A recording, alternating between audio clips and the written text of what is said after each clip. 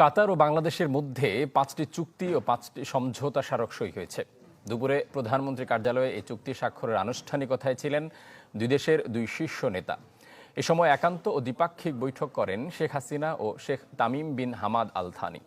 দুদিনের সফরের শেষ আনুষ্ঠানিকতায় অংশ নিতে পরে রাষ্ট্রপতির সাথে সাক্ষাৎ করতে বঙ্গভবনে যান কাতারের আমির। কাতারের আমির Sheikh Tamim bin Hamad Al থানির সফরসঙ্গী সহ যখন প্রধানমন্ত্রীর কার্যালয়ে পৌঁছান তখন বেলা 10:30। প্রধান ফটক টাইগার গেটে তাকে উষ্ণ অভ্যর্থনা জানান প্রধানমন্ত্রী শেখ হাসিনা। এরপর একান্ত বৈঠকে বসেন কাতারের আমির ও প্রধানমন্ত্রী। প্রায় 30 মিনিটের বৈঠকে দুই নেতা কথা বলেন দুদেশের স্বার্থ সংশ্লিষ্ট নানা ইস্যুতে। পরে দ্বিপাক্ষিক বৈঠকে বসেন দুই নেতা। এ সময় ছিলেন দুদেশের মন্ত্রী ও শীর্ষ কর্মকর্তারা।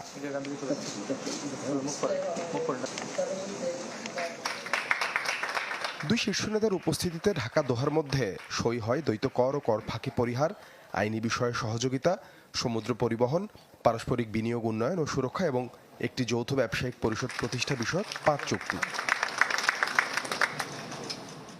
একই সাথে সই হয় শ্রমবাজার, যুব ও ক্রীড়াক্ষেত্রে সহযোগিতা, বন্দর ব্যবস্থাপনা, উচ্চশিক্ষা ও বৈজ্ঞানিক গবেষণা এবং কূটনৈতিক প্রশিক্ষণে সহযোগিতার 5 সমঝোতা স্মারক। এ সময় মিরপুরের কালশী থেকে ইসিবি চত্বর পর্যন্ত সড়ক এবং নির্মিতব্য একটি পার্ক কাতারের আমিরের নামে নামকরণ করা হয়।